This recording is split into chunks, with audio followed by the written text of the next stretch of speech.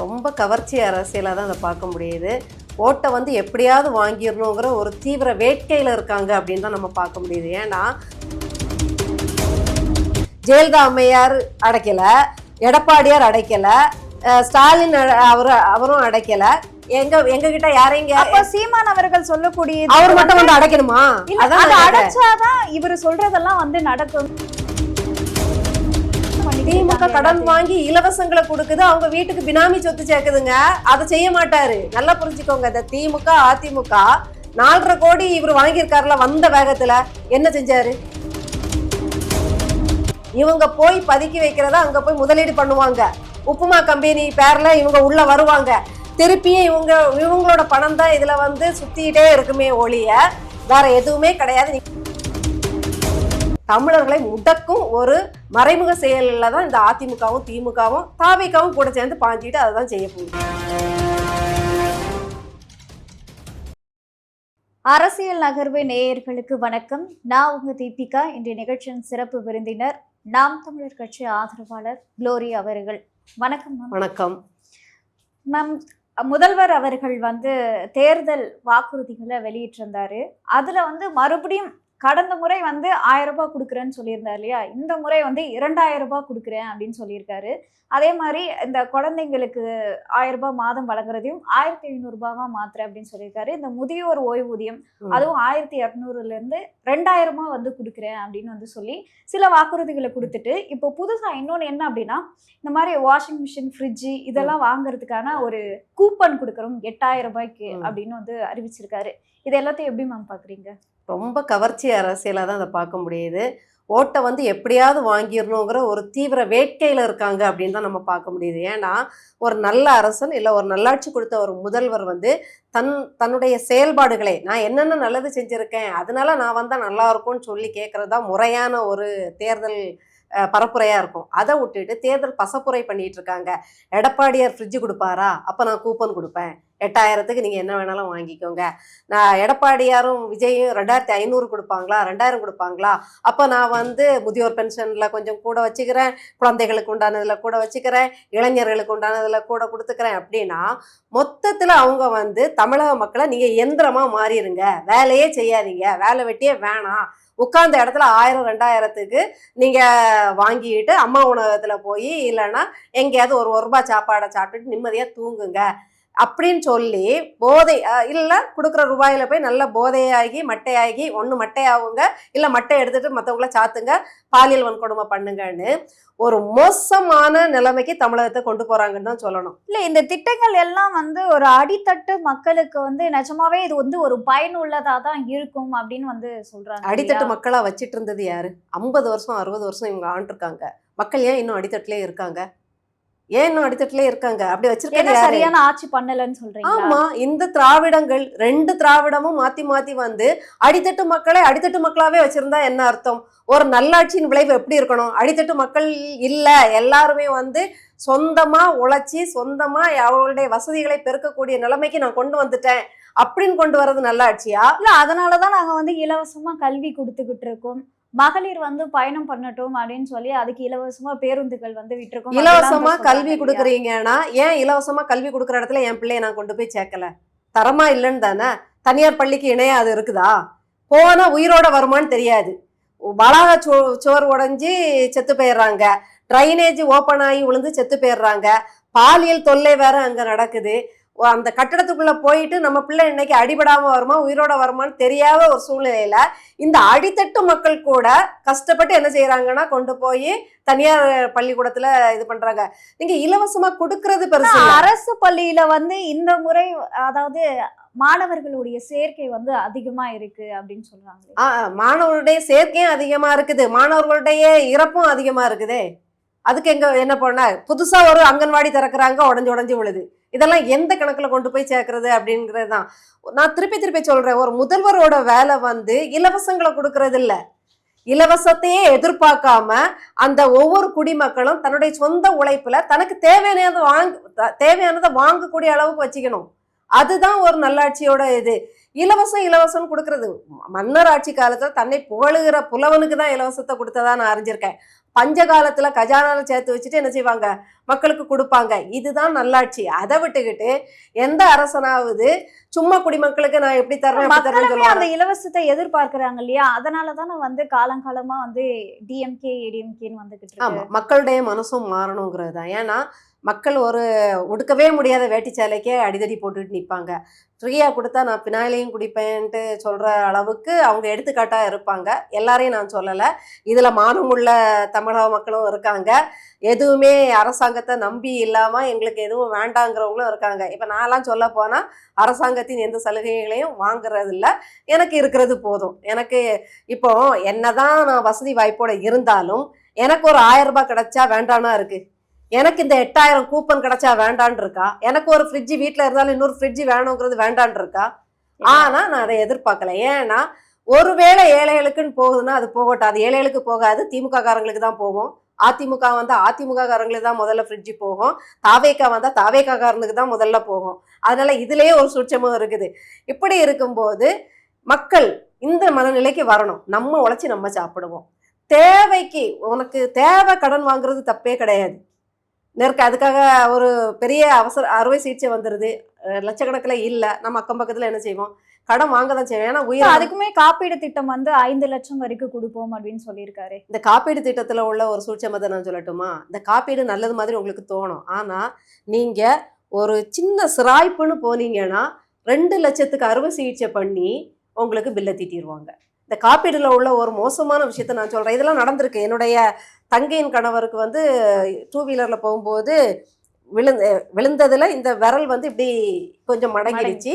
அதை வந்து நீங்கள் சும்மா வெறும் கட்டு போட்டு என்ன செய்யலாம், இது பண்ணலாம். ஆனால் அந்த எலும்பு விலகிடுச்சு. இது வந்து சாதாரண மருத்துவ இதிலே இருக்கும். அவர் காப்பீடு வச்சிருக்காங்கிற ஒற்றை காரணத்துக்காக அதை ஆப்ரேஷன் பண்ணி, சும்மா இருந்த விரலை ஆப்ரேஷன் பண்ணி 1 வாரம் வச்சு அதை என்ன பண்ணாங்கன்னா 3 லட்சம் அப்படின்ட்டு போட்டு விட்டாங்க.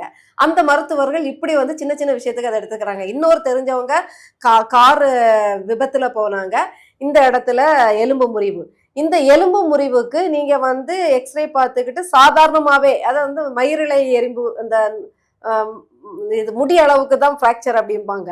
இதுக்கெல்லாம் நீங்க பெரிய ஆப்ரேஷன் பண்ண வேண்டியதில்லை. ஆனா இந்த காப்பீடு வச்சிருக்காங்கிறதுக்காகவே ஆப்ரேஷன் பண்ணி பிளேட்டு வச்சு திருப்பி ஆப்ரேஷன் பண்ணி பள்ளி மாதிரி இங்க பள்ளி ஓடுற மாதிரியே ஒரு தடம் இருக்கும். இப்படியெல்லாம் அழிச்சாட்டியம் பண்ணுவாங்க. அதனால நீங்க காப்பீடு நல்லதுன்னு நினைப்பீங்க, ஆனா சின்ன விஷயத்துக்கு போனீங்கன்னா பெரிய கிட்னி ஆப்ரேஷனை பண்ணி விட்டுருவாங்க. இதுதான் இந்த காப்பீடோட. இது மூலம் நிஜமாவே பெரிய பெரிய பிரச்சனை இருக்கக்கூடிய மக்களுமே இதனால பயனடைகிறாங்க இல்லையா? பெரிய பெரிய பிரச்சனை இருக்க மக்கள் பயனடைகிறாங்க அப்படிங்கிறதுக்காக சின்ன சின்ன பிரச்சனைகளுக்கு போறவங்களுக்கு மேல வந்து பெரிய பெரிய ஆப்ரேஷன்களை பண்ணி விடுறாங்க இல்லையா? அப்ப அதை ஏன் கவனிக்க தவறுறீங்க அப்படிங்கிற ஒரு கேள்வியும் வருது. அதாவது அந்த காப்பீடு திட்டம் வந்து பயன்தான், ஆனா அது சரியான முறையில இவங்க போகல. இன்னொன்னு, நாம் தமிழர் கட்சி இந்த காப்பீடு திட்டத்தை எல்லாத்தையும் விட்டுட்டு நான் இலவசமா நான் வந்து என்ன செய்யறேன்னா தனியார் நிறுவனத்துக்கு இணையா நான் மருத்துவம் தந்துடுறேங்கிறது எது எளிது? இப்படி காப்பீடு ஒன்று கொடுத்து அடுத்தவன் உயிரை எடுக்கிறதுக்கு, பெரிய அறுவை சிகிச்சையில கொண்டு போய் விடுறதுக்கு, நல்லா நடமாடிட்டு இருந்தவன 1 வாரம் வந்து பெட்ல படுக்க வைக்கிறதுக்கு தரத்தை உயர்த்திட்டோம்னா தனியாருக்கு இணையான ஒரு இப்பவே அப்படிதான் இருக்குன்னு ஹெல்த் மினிஸ்டர் வந்து அப்புறம் செந்தில் பாலாஜி இதே ஹெல்த் மினிஸ்டர் தானே அரசு ஆஸ்பத்திரியில வந்து போதுமான வசதி இல்லைன்னு செந்தில் பாலாஜியை கொண்டு போய் காவேரியில இது பண்ணாரு. அப்பயே கருணாநிதி அவர்கள் வந்து அரசு ஆஸ்பத்திரியில அட்மிட் ஆகல, ஏன் வந்து ஜெயலலிதா அவர்கள் வந்து அப்போலோக்கு போனாங்க அப்படிங்கிற கேள்வி வருதுல. நீங்க நடத்துற உங்களுடைய மருத்துவமனையில நீங்களே போய் சிகிச்சை எடுக்கலாம்னா அது என்ன லட்சணத்துக்கு இருக்குன்னா? இந்த மாதிரி முழு பூசணிக்காயெல்லாம் சோத்துல மறைக்க வேண்டிய அவசியம் இல்லை. சும்மா ஊடகத்துல வந்துட்டு சொன்னா மக்கள்லாம் நம்பிட மாட்டாங்க. இப்போ எல்லா கட்சிகளுமே, அதாவது நாம் தமிழர் கட்சியை தவிர்த்து மற்ற கட்சிகள் எல்லாமே இலவசத்தை வந்து அறிவிச்சிருக்காங்க. இலவசமே கொடுக்க மாட்டோம்னு சீமான் அவர்கள் சொல்லியிருக்காரு. ஸோ இதன் மூலியமா சீமான் அவர்களால வந்து ஆட்சியை பிடிக்க முடியுமா அப்படின்ற ஒரு கேள்வி வந்து எழும்புது. ஏன்னா காலங்காலமா இதுக்கே அடிமையான மக்கள் பழக்கப்பட்டிருக்காங்க. பழக்கப்பட்ட உண்மையிலே அந்த மக்களுக்கு கேள்வி எல்லாருக்குமே இருக்குதான். கொஞ்சம் மனசாட்சி படி சொன்னா இந்த மாதிரி இலவச குட்டையில ஊர்ன மட்டைகள் எல்லாம் ஓரணியா நிற்கும் போது, ஏன்னா புதுசா வந்து தாவேக்காவுமே அந்த கவர்ச்சி அரசியலை தான் பண்ணுது. ஏற்கனவே கதாநாயக பிம்பத்தோட ஒரு கூட்டத்தை சேர்த்துட்டு இருக்கும் போது இன்னும் இந்த கவர்ச்சி அரசியலையும், நான் ஒரு மாற்று கட்சியில ஏமாற்று கட்சி தான், நான் ஒரு மாற்று கட்சியில மற்றுமோ திமுக தான்னு சொல்லாம சொல்றதுதான் விஜய் அவர்களோட செயல். ஒரு திராவிடத்தை பின்பற்றும் பொழுது சில விஷயங்கள், அதாவது திராவிடத்தை தவிர்த்து தமிழகத்துல அரசியல் பண்ண முடியாது அப்படின்னு வந்து சொல்றாங்க. அப்ப சில திராவிட விஷயங்களை வந்து அவர் வந்து ஃபாலோ அந்த பொறுக்கித்தனத்தை எல்லாம் பண்ணணும். திராவிடம்னாலே நீங்க இப்ப சொல்ல வந்துட்டீங்க, பொறுக்கித்தனம், மொள்ளமாரித்தனம், கேடுகட்டத்தனம் பண்றதுதான் திராவிடத்தனம் சொல்லிட்டு. நாங்க தான் தமிழர்களாச்சே, எங்களுக்கு அந்த திராவிடத்தனம் வேண்டாம். அப்படி இருக்கும் பொழுது சீமான் அவர்களால எப்பவுமே ஆட்சிக்கு வர முடியாதுன்னு ஒரு பார்வை வந்து சொல்றாங்க. அதாவது அவர் இலவசம் தரேன்னு சொல்றாரு. 3 விஷயம் உங்களுக்கு முத்தான 3 விஷயங்கள் வந்து இலவசமா வேணும். கல்வி, அப்புறம் தூய குடிநீர், அதுக்கப்புறம் வந்து மருத்துவம். இந்த 3ஐயும் நான் உங்களுக்கு தனியாருக்கு இணையா இந்த காப்பீடெல்லாம் இல்லாம அறுவை சிகிச்சை கூட, அதாவது ஒரு நெஞ்சு வலியில நீங்க போறீங்க, அந்த அடைப்பு எடுக்கணும்னா இன்னைக்கு 3 லட்சம் 4 லட்சம் ஆகணும் வைங்களேன். இதை நீங்க தனியார்ல போய் 4 லட்சம் கட்ட முடியாம தான் அரசு மருத்துவமனையில போய் கஷ்டப்பட்டுட்டு இருக்கீங்க. இதையே நான் அரசு மருத்துவமனையில அதே வசதி வாய்ப்போட அந்த டெக்னாலஜி எல்லாமே இதுல எல்லாமே கொண்டு வரேன். அதுக்காக தான் அவர் வந்து பின்லாந்து, நிறைய வந்து அந்த மலேசியா, சிங்கப்பூர் போன்ற அமெரிக்கா, கனடா, யூஎஸ்ஏ இந்த நாடுகளோட அந்த மருத்துவ கட்டமைப்பை எடுத்து காணொலியில இணைக்க சொல்லி இணைச்சிருப்பாரு. இந்த மாதிரி நான் தருவேன். எப்படி ஒரு 5 நட்சத்திர விடுதியோட அந்தஸ்து அந்த மருத்துவமனையில தெரியுதோ அதே இதை தருவேன். அதே மாதிரி நம்மள மாதிரி இடிஞ்சு விடுற இதெல்லாம் நான் வச்சிருக்க மாட்டேன். எப்படி பின்லாந்து, தென்கொரியா, வடகொரியா, இன்னும் நிறைய நாடு, ஜப்பான், இதெல்லாம் வந்து முதலிடத்துல இருக்கு கல்வியில. அதே மாதிரி கட்டமைப்பை தருவேன்னு சொல்றாரு சீமான் அவர்கள். வந்து ஆட்சிக்கு ஒரு வேளை வந்தா முதல்ல வந்து இங்க பல லட்சம் கோடி வந்து கடன் இருக்கு. இந்த கடன் எல்லாம் வந்து முடிச்சு இது எல்லாமே வந்து சாத்தியமா அப்படின்ற ஒரு கேள்வி வந்து இதுக்கு முன்னாடி வந்தவங்க எல்லாம் கடன் முடிச்சிட்டாங்களா? எடப்பாடியார் வந்து கடனை முடிச்சிட்டாரா? ஸ்டாலின் குறைந்த அளவுல வந்து வச்சிருந்தாரு. ஆனா இப்ப இருக்கக்கூடிய அதை விட டபுளா எம்ஜிஆர் அவர்கள் காலத்துல வாங்கப்பட்டதான்னு தெரியல. ஆனா வாங்கியிருந்தாங்கன்னா அவர் அடைக்காம போயிட்டாரு. ஜெயலலிதா அம்மையார் அடைக்கல, எடப்பாடியார் அடைக்கல, ஸ்டாலின் அவரும் அடைக்கல. எங்க கிட்ட யாரையும் சீமான் அவர்கள் சொல்லக்கூடிய அவர் மட்டும் வந்து அடைக்கணுமா? அடைச்சாதான் இவரு சொல்றதெல்லாம் வந்து நடக்குமே. ஏன்னா அது எடப்பாடியார் ஆளும் போது, அடுத்து வந்து ஸ்டாலின் அவர்கள் ஆளும்போது அடைக்காம இவங்க இவ்வளவு 8000 விசிறி அடிப்பாங்க, 10,000 விசிறி அடிப்பாங்க, அதுக்கெல்லாம் பணம் வரும். ஆனா இவர் வந்தா மட்டும் அடைக்காமலே எதுவும் செய்ய முடியாதா? அவர் ஒரு பேட்டியில தெளிவா சொல்லியிருப்பாரு, எவனோ வாங்கின கடனை நான் எதுக்கு அடைக்கணும், நான் ஒருவேளை மக்கள் நலனுக்காக வாங்கினா. பொருளாதார ரீதியா ஸ்ட்ராங்கா இருந்தா தானே அவரு சொல்ற விஷயங்கள். அதுக்குதான் அவ்வளவு பொருளாதார ரீதியா அவ்வளவு தற்சார்பு பொருளாதாரத்தை பத்தி பேசுறாரு. உருவாக்குறதுக்கே சில செலவுகள் ஆகும் இல்லையா? இப்ப நீங்க ஒரு அதுக்கு பணம் வாங்குவாரு. உங்களை மாதிரி பாக்கெட்ல சுருட்டி போடுறதுக்கும் உங்களை மாதிரி வந்து அதேதான் திமுகவும் பண்ணிட்டு இருக்காங்க. கடன் வாங்கி தான் பண்ணிட்டு திமுக கடன் வாங்கி இலவசங்களை கொடுக்குது. அவங்க வீட்டுக்கு பினாமி சொத்து சேர்க்குதுங்க. அதை செய்ய மாட்டாரு. நல்லா புரிஞ்சுக்கோங்க. இந்த திமுக அதிமுக 4.5 கோடி இவர் வாங்கியிருக்காருல, வந்த வேகத்துல என்ன செஞ்சாரு? இந்த இலவசங்களை அறிவிச்சதுதான் மிச்சம். கடைசி நிமிஷத்துல 5000 போட்டு விட்டதுதான் மிச்சம். இலவசம் பேருந்து பயணம்லாம் சொல்றீங்க, சம்பளம் எங்க இருந்து கொடுப்பீங்க? கடன் தானே வாங்குவீங்க. அவங்க எல்லாம் கடன் வாங்குவாங்க, அடைக்காமலே கீழே இறங்கி போவாங்க. அண்ணன் வந்த வேகத்துல அடைக்கணுமோ அவரும் கடன் வாங்குவாரு, இதை செயல்படுத்துவாரு. வெளிநாடுகள்ல இருந்து நிறைய முதலீடுகளை ஈர்த்து கொண்டு வந்து வேலை வாய்ப்புகளை வந்து கிட்டத்தட்ட 5 லட்சம் பேருக்கு வந்து வேலை வாய்ப்புகளை கொடுத்திருக்கிறது. 5.5 லட்சம் பேரு கிடைச்சதை வந்து புள்ளி விவரமா போட சொல்லுங்க, ஒரு வெளிப்படைத்தன்மையோட போட சொல்லுங்க, அவங்களுடைய தொடர்பு எண்ல இருந்து முகவரி வரைக்கும் போட சொல்லுங்க. ஒரு உட்கார்ந்து தூங்காம விசாரிச்சு பாத்துருவோம் இத்தனை பேருக்கு வேலை வாய்ப்பு கொடுத்துருக்கான்னு. ஏங்க இவங்க பதுக்கி வச்சத கொண்டு போய் அங்க முதலீடு பண்றதுதான் இங்க முதலீடுன்னு மாத்தி சொல்றாங்க. இவங்க போய் பதுக்கி வைக்கிறதா அங்க போய் முதலீடு பண்ணுவாங்க. உப்புமா கம்பெனி பேர்ல இவங்க உள்ள வருவாங்க. திருப்பியும் இவங்களோட பணம் தான் இதுல வந்து சுத்திட்டே இருக்குமே ஒழிய வேற எதுவுமே கிடையாது. நீங்க பாத்தீங்கன்னா எல்லாமே பேர் இருக்கும். அந்த கம்பெனி இயங்காது. அதெல்லாம் ஒரு போங்காட்டம். அதெல்லாம் நம்பி ஒரு கேள்வி அதை கேட்காதீங்க. இல்ல கேட்டா நாங்க வேலை வாய்ப்பு, அதிகப்படியான வேலை வாய்ப்புகளை நாங்க வந்து உருவாக்கி கொடுத்துருக்கோம் அப்படின்னு தான் வந்து அவங்க வேலை வாய்ப்புகளை உருவாக்கி கொடுத்துருந்தா அவன் குடிச்சுக்கிட்டு வெட்டுக்கத்தி எடுத்துட்டு இப்ப திரிவானுங்களா? வேலை வாய்ப்பு அவ்வளவு கொடுத்துருந்தா இன்னைக்கு இளைஞர்கள் விரக்தியில வந்து செயினை திருடிட்டு அலைவானுங்களா? வேலை வாய்ப்பு இளைஞர்களுக்கு பெருகி இருந்தா இல்ல, அதுக்கும் ஒரு வந்து பதில் வச்சிருக்காங்க. என்ன அப்படின்னா, வட மாநிலத்தை சேர்ந்தவர்கள் தமிழகத்துல அதிகமா 1 கோடி பேருக்கு மேல வந்துட்டாங்க, அவங்க செய்யற தவறுகள்லாம் இதெல்லாம் அப்படின்ற மாதிரி வட மாநிலத்தவர்களுடைய பங்கு பெரும் பங்கு இருக்கு. நம்முடைய மக்கள் திமுக பிரமுகர்களே அப்படி இருக்காங்க, அதிமுக பிரமுகர்கள் அப்படி இருக்காங்க, பாஜக பிரமுகர்களே அப்படி இருக்காங்க. அப்ப அதை என்ன போய் சொல்ல? ஒரு பெண்ணு வீட்டுல போய் அறிவாளோட நின்று விரட்டி விரட்டி காரை சுத்தி சுத்தி விரட்டுற காணொலியெல்லாம் பாக்குறோம். அதனால எல்லாருமே இருக்காங்க. வேலை வாய்ப்பா இதை கொடுத்தது யாரு? இத்தனை கோடி பேரை உள்ள விட்டது யாரு? இந்த அதிமுகவும் திமுகவும் தானே. மோடி அரசுக்கு பயந்து எங்க தீகார் செயல்ல வச்சிருவாங்க அப்படின்றத விட நம்ம தமிழ்நாட்டுக்கு வந்து ஒரு பாரம்பரியமான ஒரு விஷயம் இருக்கு. யாரு வந்தாலும் வந்து அவங்களுக்கு அதாவது வந்தாரை வாழ வைக்கும் தமிழ்நாடு அப்படின்ற ஒரு விஷயம் இருக்கு. வந்தவங்களை வந்து அவங்களுடைய வாழ்க்கைக்காக நம்ம வந்து அவங்களுக்கு யாருமே குறை சொல்லல. ஏன்னா தமிழர்களும் எங்க பரவி இருக்காங்க. நம்ம மாநிலத்து மக்கள், நம்மளே தமிழக மக்களும் மும்பை அங்க எங்கன்னு குடியிருப்பே கொண்டு அவங்களுக்குன்னு பிரத்யேக இடங்களை கொண்டே இருக்காங்க. உலகம் முழுவதும் பரவி வாழ்றாங்க. யாரும் வர்றது போறதை தடுக்கல. அத வந்து இவ்வளோ உயிர்மை நேயம் பேசுற, காக்கைக்கும் குருவிக்கும் தண்ணி வேணும்னு பேசுற நாம் தமிழர் ஒரு மனுஷனை உள்ள விடாதா? முறைப்படி ஆக்குங்க. இன்னர் லைன் பெர்மிட் அப்படிங்கிறது அவன் யாரு, எதுக்காக வரான், அவன் மேல வேற குற்ற சம்பவம் இருக்குதா, எல்லாத்தையும் வெரிஃபை பண்ணிட்டு முதலாவது தமிழர்களுக்கு முன்னுரிமை கொடுங்க. அதுக்கப்புறம் இவங்கள வேலையில சேர்த்துக்கோங்க. நீங்க 4000 8000 10,000 கொடுத்தீங்கன்னா இவன் தமிழன் தூங்கிட்டே இருப்பான், அவன் தான் வேலை பார்த்துக்கிட்டு இருப்பான். அதனால ஃபர்ஸ்ட் இந்த கொடுத்து சோம்பேறி ஆக்குறத நிப்பாட்டுங்க. உழைக்க கற்றுக் கொடுங்க. மீன் பிடிக்க தான் கற்றுக் கொடுக்கணும். மீனே நீங்க எத்தனை நாள் கொடுத்துட்டு இருப்பீங்க? என் வீட்டில் ஒருத்தர் உதவிக்கு வந்தா அப்போ ஒரு மீனை கொடுத்து சாப்பிடுமான்னு பசியாற்றலாம். டெய்லி தினமும் நான் அதை கொடுக்க முடியுமா? ஆனா அவன் எனக்கு மீன் பிடிக்க தெரியும்னு வச்சுக்கோங்க, ஒரு நாள் ஆத்துக்கு கூட்டிட்டு போய் என்ன செய்யலாம், கத்து கொடுத்தா அவன் அடுத்து மீன் பிடிப்பான், விற்பான், பழைப்பான். அதை விட்டுக்கிட்டு நீங்க வந்து பதவிக்காகவும் உங்கள் சொத்துக்களை பாதுகாப்பதற்காகவும் உலக பட்டியல்ல பணக்கார பட்டியல்ல எடப்பாடி வரணுமா நான் வரணுமாங்கிற ஒரு போட்டிக்காகவும் உட்காந்துக்கிட்டு இலவசங்களா அள்ளி தெளிச்சிட்டு இருக்கீங்க. இதனால தமிழகத்தை படு சோம்பேறி ஆக்கிட்டு இருக்கீங்கன்னு தான் சொல்லணும்.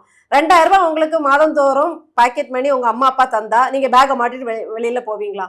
உங்களுடைய செலவு மிதமிஞ்சி போனா அந்த 2000க்குள்ள தான் இருக்கும். இப்போதைக்கு திருமணத்துக்கு முந்தைய வாழ்க்கைன்னா ஒரு 2000க்குள்ள இருக்கும்னு வைங்க. அம்மா அப்பா பாக்கெட் மணி தந்தா பிள்ளை வீட்டுல தூங்குமா, பேக்கை மாட்டிட்டு வேலைக்கு போகுமா? வீட்டுல தான் இருப்பாங்க. அப்ப அந்த செயலை தமிழர்களை முடக்கும் ஒரு மறைமுக செயலில் தான் இந்த அதிமுகவும் திமுகவும் தாவிகவும் கூட சேர்ந்து பாஞ்சிட்டு அதை தான் செய்ய போகுது. முதல்வர் அவர்கள் இன்னொரு விஷயத்தையும் சொன்னாரு. அதாவது என்னன்னா, இந்த பெண்கள் பாலியல் வன்கொடுமை செய்யறவங்களை மரண தண்டனை வந்து கொடுப்போம் நாங்க. எப்போ? அதாவது 2026 இப்ப வந்து தூக்கு கயிறு ரெடி ஆயிட்டு இருக்கா. இப்பதான் கயிறு தெரிச்சு சணலை எடுத்து தேங்காய் நாரை உரிச்சு அந்த தூக்கு கயிறு இப்பதான் வேலை போயிட்டு இருக்கா? இல்ல தூக்கு மேடை இப்பதான் சிமெண்ட் கட்டி தயாராக்கி பண்ணிட்டு இருக்காங்களா? இல்லைன்னா துப்பாக்கி இப்பதான் எண்ணெய் தேய்ச்சி அதுக்கு பாலிஷ் போட்டு துருப்பிடிச்ச துப்பாக்கியை இப்பதான் சரி பண்ணிட்டு இருக்காரா? இதை எப்ப செய்யணும்? நீங்க காப்பாத்திட்டு ஒரு சட்டத்தை வந்து உடனே கொண்டு வர முடியாது. இப்போ இனிமே வந்து ஜெயிச்சா நிறைய வந்து நேரம் இருக்கும், நிறைய நாட்கள் இருக்கும், அந்த இதுல வந்து இம்ப்ளிமெண்ட் பண்ணிடுவோம். அப்ப ஏன் உங்க ஆட்கள் அண்ணன் சீமான் சொல்லும் போது எகத்தாளம் பண்றீங்க? இதே தானே அண்ணன் சொன்னாரு. அண்ணன் வந்து இல்ல அவர் வந்து நடு ரோட்ல வச்சு சுடுவோம் அப்படின்னு சொன்னாரு. இவங்க வந்து மரண தண்டனை அப்படின்னு சொல்றாங்க. எல்லாம் ஒண்ணுதான். அதாவது அரபு நாடு மாதிரி பொதுமக்கள் பார்வைக்கு அது வச்சாதான் பயம் வரும். ஒருத்தரோட மரண பயத்தை நம்ம பார்த்தோம்னா என்ன செய்வோம்? இப்போ என் பொண்ணு வந்து 2 வீலர் ஓட்டும் போது மணல்ல ஒரு தடவை சறுக்கிட்டா. அதுல இருந்து எங்க மணலை பார்த்தாலும் அவ வந்து இதாகி ரொம்ப கவனமா ஓட்டுவா. ஒரு தடவை சறுக்குனதுக்கு நேத்து கூட அவ என்ன சொல்றா, அம்மா எங்க மணலை பார்த்தாலும் ரொம்ப எச்சரிக்கை ஆகிடுறேன் அப்படின்னு. அப்போ ஒரு தடவை அனுபவிச்சாதான் என்ன தெரியும். ஒண்ணு கீழே விழுந்து அனுபவிக்கணும், இல்ல விழுறவன் உன்னோட வலியை பார்த்து நாம உணரணும். அதை தான் அவர் சொல்றாரு. கோபத்தின் உச்சியில வெளிப்படுத்துற நீங்க நாசுக்கா நாகரிகமா ஒரு பதபதப்பும் இல்லாம வாக்குக்காக சொல்றத அவர் மக்களோட வாழ்க்கைக்காக பொங்கி எழுந்து போய் சொல்றாரு. அதனால அதேகத்தாலும் பண்ணீங்க சட்டம் எல்லாம் இவர் மாத்திடுவாரான்னு தெளிவா ஆட்சி வரைவில் சொல்லியிருக்காரு. இந்த சட்டத்தை ஒன்றிய அரசோட இணைந்துதான் பண்ண முடியும். எல்லா சட்டத்தையும் மாநில அரசு பண்ணிட முடியாது. அவர் சில அரசியலமைப்பு மாற்றங்கள் சொல்றாரு, அது பாஜக குடையுது.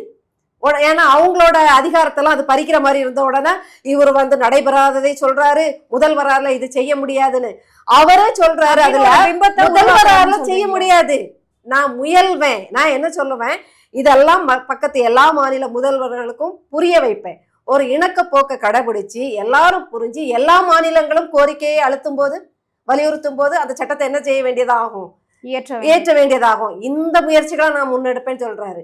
இது தெரியாம உட்காந்து எகத்தாளம் பண்ணிட்டு இருக்க கூடாது. அவர் ஒண்ணு நான் வந்து மாத்துவேன் அப்படின்ட்டு அதாவது கெத்தாலாம் சொல்லலாம், பாடுபடுவேன், முயற்சி பண்ணுவேன் அப்படிங்கிற யதார்த்தத்தை தான் சொல்றாரு. அதே மாதிரி இவர் வந்து மரண தண்டனைன்னு சொல்லும் போது இதே ஊடகங்கள்ல திமுக அதிமுகக்கள் அதாவது ரொம்ப எகத்தாளம் பண்ணி ஆமா இவர் அப்படியே சுட்டு தள்ளிடுவாரு, இவர் சட்டத்தை கையில வச்சிருக்காரு, பாக்கெட்ல வச்சிருக்காரு அப்படின்னு சொன்னாரு. இப்ப ஸ்டாலின் ஐயா எந்த முறையில நடைமுறைப்படுத்துவாரோ அதே நடைமுறையில தான் அவரும் நடைமுறைப்படுத்துவார்.